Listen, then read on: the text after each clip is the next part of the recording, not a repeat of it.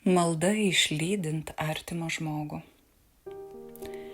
Dėkoju tau širdie ir siela artima, kad buvome drauge, tylėjome ir juokėmės greta.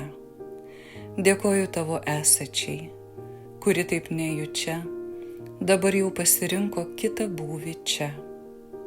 Aš priimu, gerbiu ir laiminu tavosios dvasios laisvą valią. Sudie, jeigu jauti brangi širdie, kad tau jau laikas ir tavęs jau laukia jie.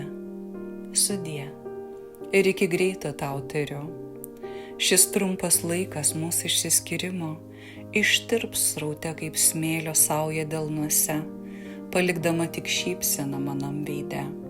Aš suprantu, kad tau jau laikas kilti, jaučiu, kad vartai atsivėrė.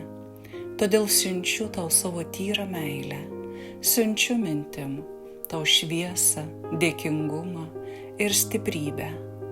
Nors man gal liūdna ir skaudu, aš šią minutę dar gedžiu, bet aš jaučiu tavosios sielos džiaugsmą, todėl atsiveriu ir įeinu į pakylėtą paleidimo jausmą. Žinau, kad būsiu jau kitaip, kad be tavęs bus nebe taip. Bet aš gyvensiu ir kvėpuosiu, kasdien vis prisimindamas tave alsuosiu. Siunčiu tau savo šviesią mintį, ji dėkingumo kupina. Apkabinu aš tavo širdį, tu mano mylima dvasia. Manajam dėkingumui jau nėra ribų, aš ištirpstu mūsų prisiminimuose. Tačiau toliau jau aš žengiu kitu keliu, pakitęs savo suvokimuose. Žinau, kad tu linki man laimės, žinau, kad nori jo gyvenčiau, pilna širdim ir krūtine. Jaučiu, kaip stiprini mane, palikdamas šioj žemėj nejučia.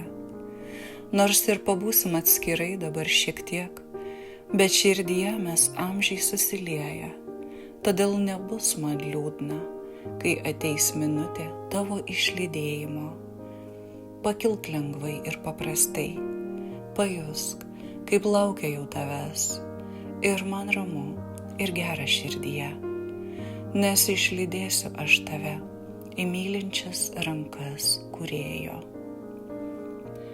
Su atjauta visiems išlydintiems savo brangius artimuosius užrašė Eva Ignatovič 2024 m. vasario 15 d. Įgarsino Arijana Dimstė.